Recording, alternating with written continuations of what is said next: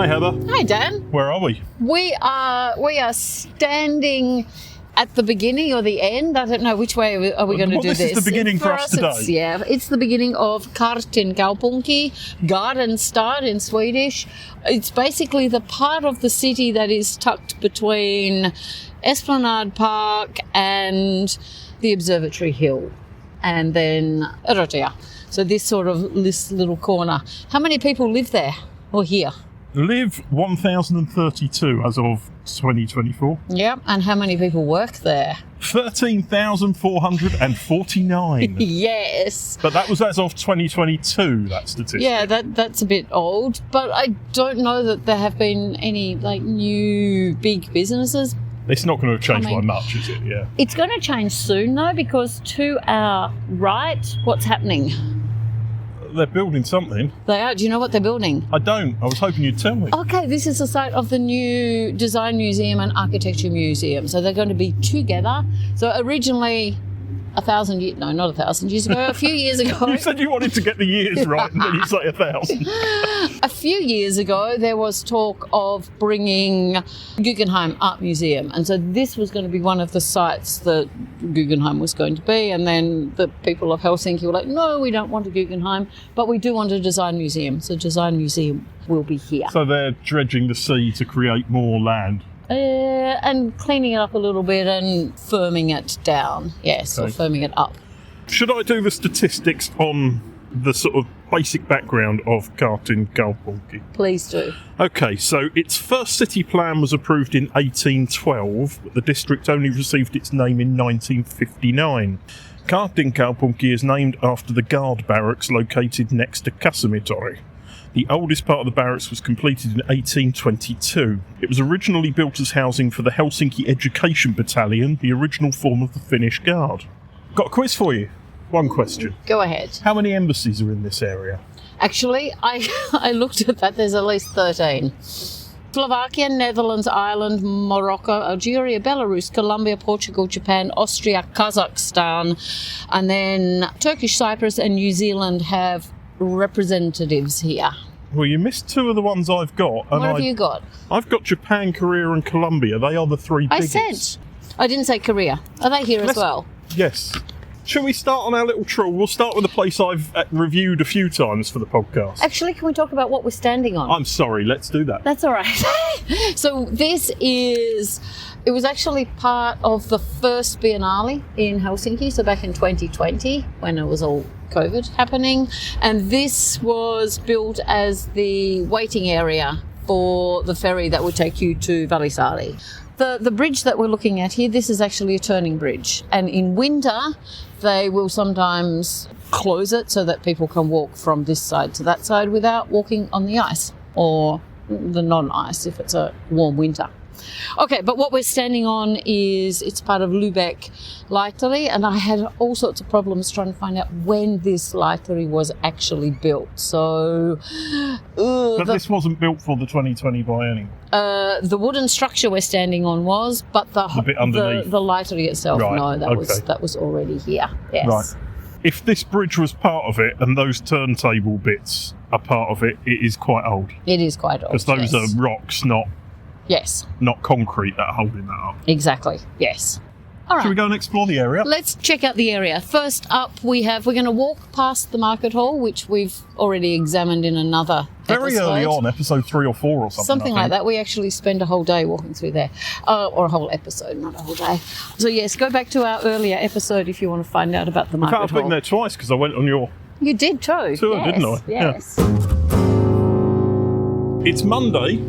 And it's also in between exhibitions. So Gallery Sculptor, the first place we were trying for, is closed and a fail. However, I have reviewed it a few times for the podcast in the past, so let me just give you a couple of lines of info about it.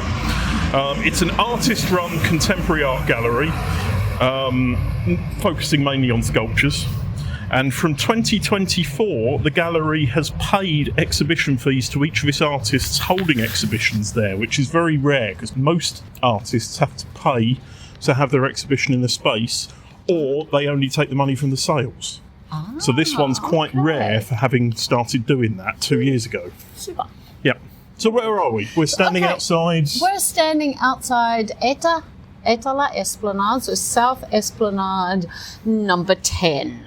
All right, so this is a really important building. Okay, I saw it on the map and thought, what's in there? Because it didn't really give any details online. Okay, so upstairs, now there's I think the Finnish Federation of Employers has been here. Like it's a strong union related and workers related location.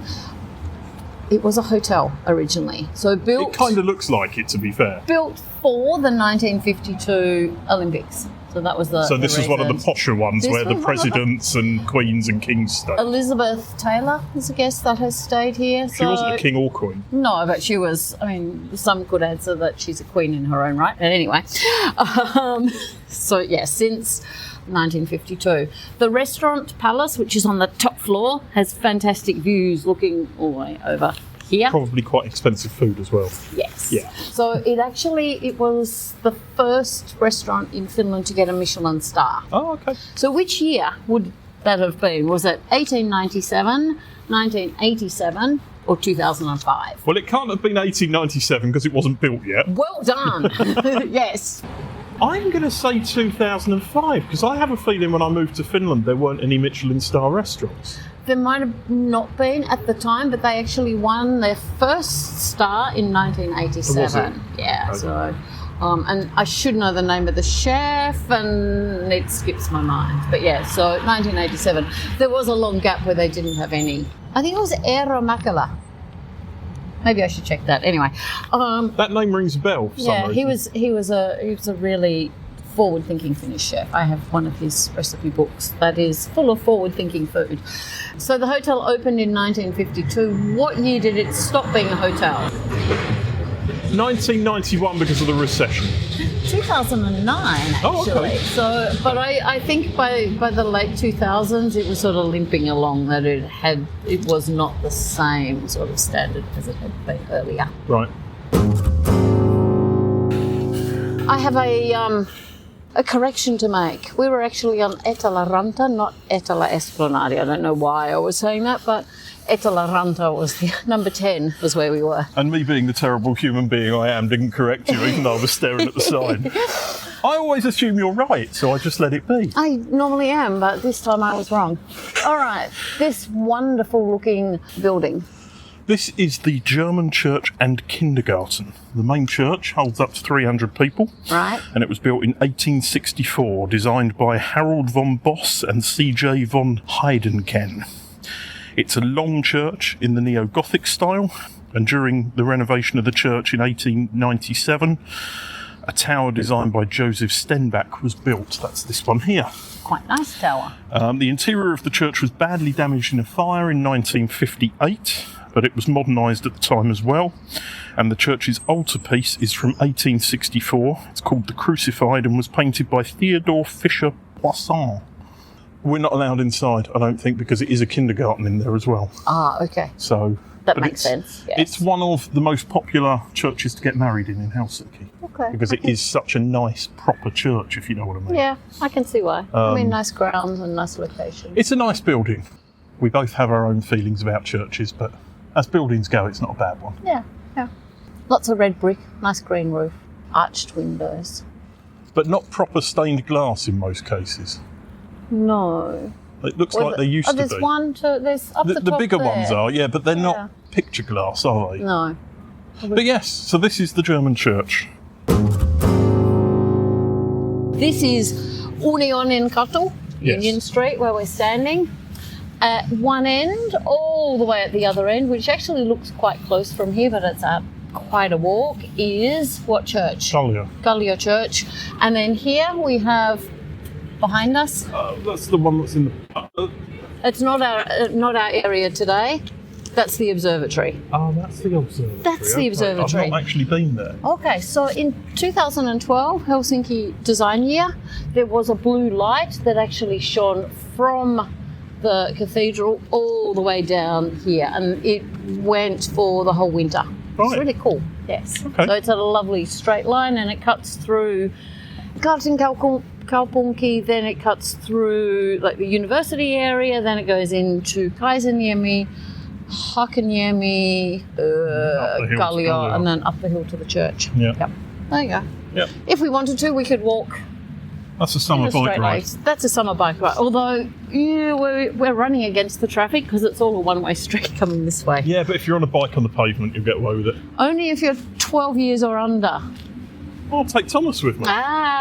You have to be... No, it doesn't work like that. I'll sit on the back of his bike. Okay. Okay, Yes. so now we have come to the other end of Unionkatu and we've passed the Steinway shop, which for me is really exciting because there's only a few countries in the world that actually have a Steinway shop. Really? And Finland's quite lucky to have one. Okay. But it's because the Sibelius Academy exists. That kind of makes sense. Yeah, so it's one of only 4 countries in Europe that have a really high-level music school. Okay, that makes sense. Okay, so we are here. There's 2 shops in one space here, if that makes sense. So we have U26, so Unionkatu 2 schools, Union Street number 26, and then we have Taito. So Taito is all about Finnish design. Taito look more like sort of handicraft design. Yeah, handicrafts. That's a good way to describe it. But U26, this is a cooperative, and quite often the people manning the counter, always, whoever is behind the counter is someone whose work is for sale here. Shall we pop in and have a look and see what Finnish design things there are? Sure. Hey. Okay, I'm going to guess that this is Anna Kaunisto. Yes? Mahtava. All right. Okay, so I am here in U26. We are talking with Anna Kaunisto. Explain what U26 is. This is our co-op communal store. So here on the wall is all our makers, and we have our days divided where everyone does the sales turn. So it's easier to keep a store because I don't have to be here every day. That's perfect. So let me see, there's 8 of you at the moment? I'm the newest, so I've been here 2 years now. Okay, almost. Congratulations. How long has the co-op been going? Over 10 years. Does membership change often? Do you have people coming and going as they become more successful? It has changed over the years that there's this other Anna. She is the only original member left. Okay. So she's been from the start, but all the others have come over the years. If someone's coming from abroad and they're looking for something obviously unique from Finland, and their budget is, let's say, the equivalent of 50 euros, do you have something that you would say, all right? And because buying gifts is always difficult because you try and match the gift and the person, but something that is nicely Finnish. What direction would you point them to? We have a lot of things that are in that price point. There's ceramics, which That's I you. make. Yeah, and a couple other ceramicists is over there also. And jewelry is always nice if you use it. And then we have usable gifts for soaps or candles or something like that. Things that are a bit easier to take on an aeroplane or whatever, Do you have a favourite item from one of the other members here that you think, even if you can't own it yourself at the moment, something that you dream about? I love the linen clothes. They are so nice. That one is Jonna makes those. She sews all them by hand, and they're all made in of course in Finland, and then the linen is also European. So okay. I have one piece of hers for myself, and that is so nice. I've been using it a lot. So. Okay. Thank you for your time. Thank you. So we are standing behind... Arpeli, yeah. And we are standing in front of quite a legendary... Well, it's a cultural landmark.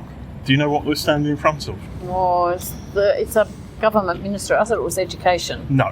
No? This is Smolna.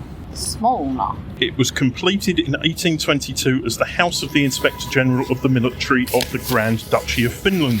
Okay. And in 1883 it turned into the residence of the Governor General of Finland. During the 1918 Finnish Civil War, the house served as the Red Guard headquarters and was nicknamed Smolna, after the Bolshevik headquarters in the Smolny Institute of St. Petersburg. Okay. But what it is now is it is a hireable banquet hall.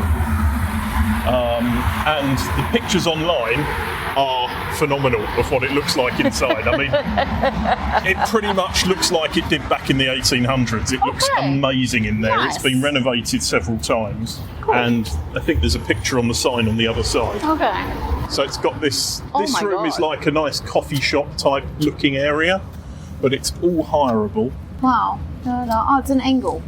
Okay. So, but it's hireable for the public, and it also has wheelchair access around the other side.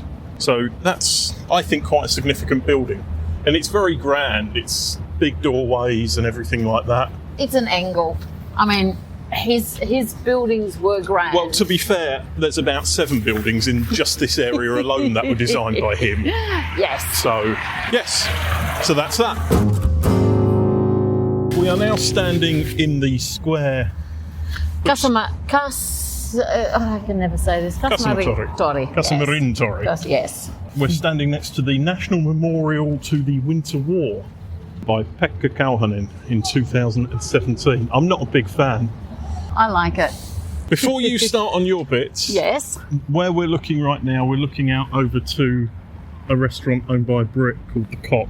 I went there during COVID times when there was a break in lockdown, Yeah. and they pushed all the tables so close together to fit people in that I thought I was going to die that day. It's the only time during COVID I was worried. Okay. Interesting. So, yeah. All right, so in summer we bring in little restaurants and we put out tables, and the Great Terrace is born. So Oh, that was here. that was Right, here. okay, Yes. okay. One entrepreneur has basically rented the square for summer and arranged for big stage at the end, and then little restaurant booths all around the edge, and then tables and sitting area in the centre. So it's like a food festival. It's like a food really. festival. They open maybe for lunch, and it's until late in the evening. We were here one of these lovely warm sunny days, so we were, I think, 7 o'clock in the evening. It was July, and the square was full of sunshine. A really nice place to be, but OMG, not enough tables, and people were sort of, when there's not enough tables and people are sort of like booking tables, and they'll put all their bags around, and you want to borrow a chair, and no, someone's sitting there even though it takes them forever to come back. So it's that sort of setup, which I'm not a huge fan Sounds of. like the kind of thing I'll avoid. Yeah, maybe it's better to come back earlier in the day. I don't know. And it's back again this summer. So last summer was the first summer, and then again this year it will be on. This square would strike me as being relatively modern in the fact that they have parking under it. Yes. Is that the case? Yes, it is. It has been remodelled, because where S-Market and Hesburger are, I'm not sure if that's where the barracks were or that's where the market hall was. So there was a market hall in this area earlier, I believe. It's very odd. If you sort of spin round, you've got like nice building, nice building, nice building, nice building, nice building, horrible modern crap, nice building. Oh, and horrible modern Ugly. crap over there as well. It's a shame, because you could almost have a whole square of hand over I don't there. know, that one, where Farouche is. So Farouche is one of the old school Helsinki restaurants. Yeah. They've had to move a couple of times, and now I think this is their most recent home, and I think they're here for a while now. And also we can see the Luther Divery, which is a second-hand bookshop which has a lot of respect in the book-selling market thing. Oh, okay, very good. There's 2 very good second-hand bookshops. We'll go past the other one later. So, tell us about the defence forces and things that or the government building stuff. Okay, so now I'm really embarrassed, because this is as far as I got with my research. I just know that the Finnish Defence Force headquarters is here, and it's not just Finnish Defence Force, it's also the intelligence gathering intelligence gathering community. We've talked about ham pieces earlier, so this is a ham Yes, and piece of... this is the memorial we were talking about earlier to the Winter War by Pekka Kauhanen. Yes. The Winter War, it was 100 days, actually, no, 105 days, and Finland won because our defence forces were better at defending against the Russian or the Soviet forces, and there was obviously a lot of homegrown support. Wasn't it a lot about the fact that the Finns knew the terrain better than the Russians, and that was pretty much and winter was an element that worked in their favour. Yeah. Whereas it worked against the Soviets. It would work in your favour if you've only got white suits to wear. They have green in summer. It's actually quite cool seeing the winter uniform versus the summer uniform. Yes. Yeah. Little quiz for you, Heather. All right. What year did Tove Jansson move here? I don't know, because she lived here and then she lived in Paris for a while. She lived in Kaartinkaupunki for a while. Well, she lived here until her death. All right, so she died in 2001. That's that question answered. She lived here a really long time, so 40 years, 50 years. Let's say Olympic year, 1952. 1944, all right. Yes. So she moved into the top-level studio. The space was in an abysmal state. You can see this in the film, actually, the Tove film that was made a few years ago. You can no longer visit here. It was open for I remember when I moved to Finland, you could The website visit. has some really good pictures. Okay. And you can tell they made the film based on the pictures of what they've renovated in there, because it is almost exact. They probably filmed it here. Possibly. To be fair. But yeah, when she moved in, the space was in an abysmal state, but she saw the potential and made it her own. The roof leaked, with water creating beautiful patterns on the walls, and there was no heating. But it was a home, and a home where she was free to create. Starting out, she rented the studio, but after having signed a 7-year contract with the London Evening News to create the Moomin comic strip, she got the financial support to buy it. In the studio, she painted, illustrated, built the grand Moomin house, and wrote stories by hand in her so-called small room. So, that's up the top there. Top floor, yes. Yep. So I would say this is probably the most culturally significant to anyone outside of Finland in this area. However, you can't go in there. True. Which I think is a bit rubbish, because I think the state could make a fair amount of money out of it if they wanted to, or somebody could. People would visit this. People would visit, but then after a while, I mean, if you think about the people's houses, like, how many people can you have in there at any one time? So you book slots? Yeah, you book slots, but then there's probably way more visitors than there are going to be slots available. So yeah, I don't know. Maybe it's good that people just look at the pictures online. Look at the pictures online. Yes. Yeah. So we're going to go around the corner. Now we are back on Fabiankatu, and we are heading. Oh yeah, by the towards... way. Actually, no, this is Kasar. That was Ulanlinan Katu that the Tove Jansson house was on. Yes. All right. So now we are standing outside a space. There's a few tables, and there's a picture up on the wall. And what's the picture of? Vegetables. Vegetables, yes. So this is Spiz. So this is one of my favourite restaurants in Helsinki. It is the smallest, quite possibly the smallest restaurant in Helsinki. Well, as they call pubs restaurants, it's not. But... And they specialise in Finnish food. Has this been used in a Kaurismäki film? I don't know. I really don't know. Okay. Possibly. It looks sort of familiar, and as you can see, they don't have much space here, and it books out really quickly. Okay. What kind of food do they do? Finnish. I want to say they specialise in vegetables. Okay. But it's not vegetarian necessarily. Vegetarian. Okay. Yeah. Small producers. Even the ceramics are coming from individual artists.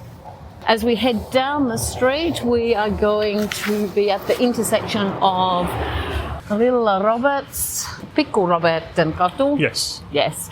And the site of Little Roberts Hotel, which used to be, among other things, the police station. Oh. So the Helsinki, and then before that it was a substation for Helsinki Electricity, It's across here. And this lovely rounded area here, which is where the restaurant is now, was originally the changing room for the police officers.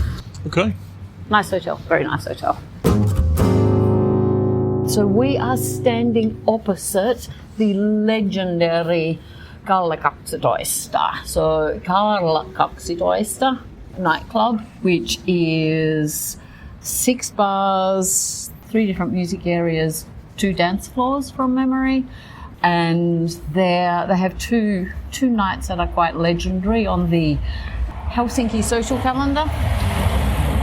Thursday night is the Finnish night, so it's all about Finnish music. And in my younger youth, as opposed to your older youth. As opposed to my older youth, I actually danced on the tables there. So dancing on the tables. Oh, that's where it was. That's where it was. So yes, I've danced on the table there. Yes, and it's allowed.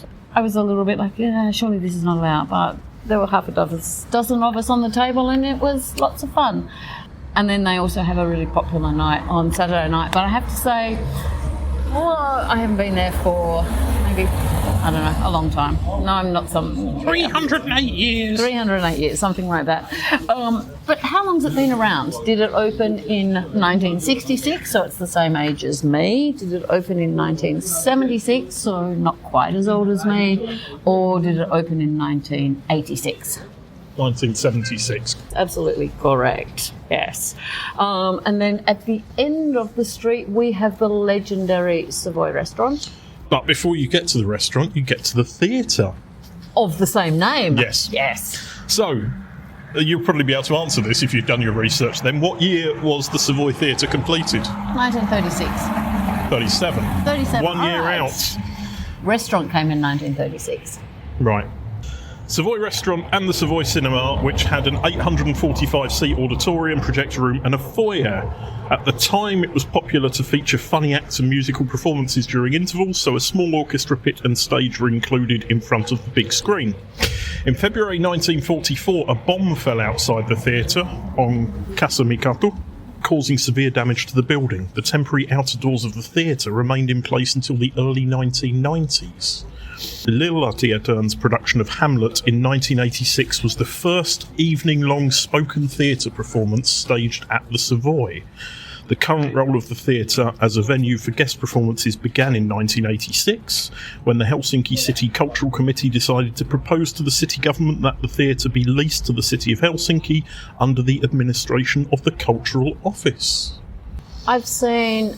It was an acoustic act, and I was a little bit disappointed because I didn't realise it was an acoustic act. I saw Happaradio do an acoustic set there, which was... It was a really good set, but I was expecting proper Happaradio, so I was a bit disappointed. Well, I was there for the film festival that I covered in February because I saw the Ivo Dimchev beginning of March. So I saw Ivo Dimchev then. And there's someone really cool coming. Now I can't remember who. There's loads of great things. There's always good there. stuff, yes. All right, so, and then we head further down the street and we have Savoy Cafe on the ground floor. Which isn't a cafe anymore. No, it's a French restaurant. And then on the top floor, we have, or the top 2 floors actually, we have the Savoy restaurant. So the restaurant is on the 8th floor, and the 7th floor has like cabinet private dining spaces. But up on the 8th floor, they have a roof garden, and that's where their bees are. Yeah, so they make bee. So roof garden meaning people can actually go up there and sit and have a coffee or not? It's only open during restaurant times, and I think you actually have to be dining in the restaurant to get access there. I understand. So it's more of a smoking area then? It's a smoking area rather than. But they do have a herb garden, so there's. Not that sort of herb. They have herbs that they use on there. I didn't say a word. No, I didn't even raise an eyebrow. Look on your face. I didn't say anything. I was thinking about something else. You didn't say anything, but it was a look on your face. Oliver Alstor designed the interior of the restaurant, and it hasn't changed since. It hasn't changed since. Yes, absolutely correct. It's quite timeless and it's really beautiful. So obviously this year is the 90th anniversary of the restaurant. I don't know if they're doing anything special, but certainly the people that make the bars are doing something special. for him this year. The weird misshapen thing that you can't really put anything in, yeah? You can put anything in it. The little ones are good for chocolate. They are, yes. So we are standing outside Art Lending, Taidelainamo. So the idea here is that you can rent a piece of art and take it home and put it on your wall, and then when you're tired of it, you bring it back, and then So someone else... It's not like a library where you don't have to pay for it, It's like a library. but you have to pay. Maybe there's a nominal fee that you have to pay, but they have a collection of art that you can borrow. So it's not actually your own. So is it owned by the city? No, it's owned by the Helsinki Arts Okay. Society. How to loan. Here we go. Get a unique piece and at the same time reward like artists. So it's, yeah. Okay. So if the art piece is between 1 and 600 euros, then you pay 20 euros a month. If it's between 601 and 1200 euros, then it's 40 and it euros goes a up month. nominally. And it goes up, yeah. So there is a small fee. Obviously, I guess they don't want people, because if you don't pay a fee, then there's nothing to stop you like giving false information and just skedaddling off with it, I guess. Yeah, apart from if you show your passport or your residence permit or something. Yeah, but you can reserve pieces and then take them home and hang them on your wall. Okay. Very nice idea. So we are on Kaartinkaupunki, yes. and that is where Helsinki's oldest library is. Yes. So is that where we're going? Can we please? We will. What year was it built? Was it 1871, 1881 or 1885? 1885. Wrong, 1881. Okay. The library building represents Renaissance Revival architecture and was designed by Finnish architect Theodor Hoyer. Built in 1881 as the first building in the Nordic countries designed as a general library. Okay. In the 1920s, an additional floor designed by architect Runa Eklund and a wing building known as the Book Tower were added to the inner courtyard. It was Helsinki's main library right up until 1986. Do you know which library took over in 86? Main light. Was it the one in Postitalo? No, that was Kirjasto-Kymmenen. Yeah. No. Was it the one in above Lasipalatsi? Nope. Was it the one in Pasila? Yes. Okay. Which is the ugliest concrete building there is for a library. Yes, so that's about the library, and we're going to go in and have a little explore now. We are now standing outside the Media Museum and Archives Mörki, open to the public on the 2nd of December. Which year? Oh, it's been around a while, but hang on, there's been a name change. Yes. So are we saying when did Merki open or when did the print museum open? When did it open in this location with its current name?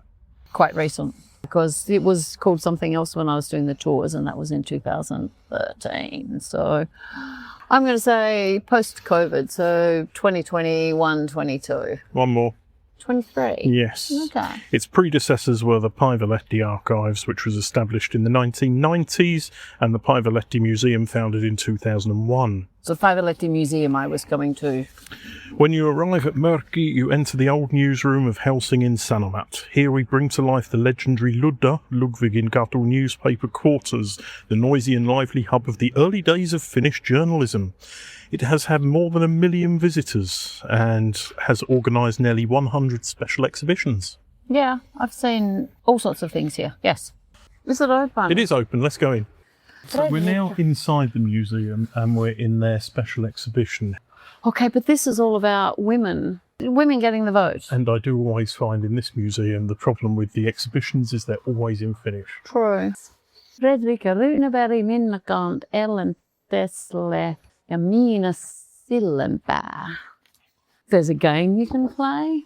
Changing the world, women's rights, women in men's professions, more kindergartens. Okay, when did women first join the military in Finland? 1979. 1995. Right. Who was the minister in charge at the time? Whose fault was it? As a lot of people were blaming this one particular minister. No idea. Elizabeth Wren. She was actually a runner for president at one stage. This exhibition runs until the 19th of April, and it is called Radicals, The Right to a Voice, and it's a women's feminist exhibition. This is the Helsinki City Rescue Department's Fire Museum, which is still active as a fire station as well. I know. What year was this completed? Oh, was it 1881, 1891 or 1901? I'm going to say 1901. 1891. It is still in operation. Originally serving as Helsinki's main fire station, the building was designed by architect Theodore Hoyer, the same guy. Yes. Yeah. The area was pretty much designed by two designers. The museum is open from September to June on Wednesdays and Sundays 12 till 4, so it's a very small window each week. It is, yes. But I thought I'd try and bring Thomas here and explore and get some pictures for it at some stage it's in the a really future. beautiful tower. When I was leading tourists down this street earlier, we would stop in front of this building and I'd point it out and I'd say, what is this place? And everyone was like, it has to be the town hall. And then sometimes the doors would be open and you could see the fire trucks inside, and still they would say, has to be the town hall. But you can tell from the doors that that's a fire station, to be fair, at both ends as well. And actually these doors, there's something special about these doors because they're built for horse and carts, not regular fire engines. So the trucks, when they go back in, everything is... It's very narrow, isn't it? Yeah. Yeah, no, that's true. The one thing I'd say is if you didn't look at the doors, you'd think this was an old-fashioned university building in England or something like that. Or a town hall. It's got... I would also like to mention, while we are here, that somewhere, and we didn't manage to find it, there is a memorial plaque for the Air Defence Centre. It is somewhere very close to this fire station, but What number is it? I haven't got the information written down because I thought I'd be like you and only give half your details this week. Okay, this is Koulupuistikko. The park houses the statue Topelius and the Children by... Topelius. Let's say Tove Jansson's dad. It's Ville Wahlgren. Oh, our mate Ville. Yeah, okay. He's So you quite do famous. know who he is, Yeah, yeah. I know who he is. Yeah. There is an over life-size sculpture of him inside Athenaeum. Right. But although there are many, many parks in this area, this is the only one that's actually in our district today. True. Yes. Even though it's, about 30 by 30. Yeah, it's a quite small park. But literally, you walk across the road and there's massive parks in the next area, so it doesn't make that much difference. And then before we move, I'll talk about the next place. Okay. The next place we're going to go to, and the final place of this episode, I believe, is G Live Lab. G Live Lab. So G Live Lab was created to have the absolute best live sound you could possibly have. So every table is set in exactly the right place to have its own speaker. So the music's really not very loud in there. And you sit on the table and the sound is perfect for every seat around the table. The seats get moved to a particular place around each table for each gig. I've been to a few gigs there. You must have been to one or two. Never, but never. But I do remember when it was being built. Like earlier, it was a hairdresser, and it took, I'm going to say maybe 18 months from when the hairdresser moved out to when the bar club actually opened. Like it was a project a long time in the making. Yeah, they now have one in Tampere as well. Do they? But would you believe that opened almost 10 years ago? No, I can believe that. 2016. Yeah, because I was doing tours, walking through and waiting for it to sort of, okay, what's coming here? Because it was disguised, I guess, for want of a better word. Right. Here we are sitting in front of Liberty and Death, a Brooklyn-style cocktail bar in the middle of Helsinki, owned by the same people, Son of a Punch, that have a few other bars around town, including the Speakeasy, which we haven't got to talk about yet, so I'm not going to mention its name. I've not been there. This is our last sort of, we're going to call it quits. No, quits is not the right word. We're going to... No, we've completed this area. We've completed this area. So many restaurants. We only touched on a fraction of the restaurants. There is at least, maybe 40 if we include bars. I would like to point 37. out, for all the great places there are to eat and drink there, we bought our coffee from S Market. True, there's a distinct lack of cafes. I would there's say that, yeah. Plenty of like evening dining and brunch establishments, but if you want just a coffee, few and far between. There's also quite a few galleries that we skipped today because they were closed. You know, they're all walk-in places. I think there's 5 in the whole area, so if you're exploring, it won't take long to find them. All right, so Dan, what area shall we be heading to next? The next area is Area 13, which is Etudala. Okay, lucky number. For you, is it? Not for anybody. That's an unlucky number for me. Nah, 13's a fine number.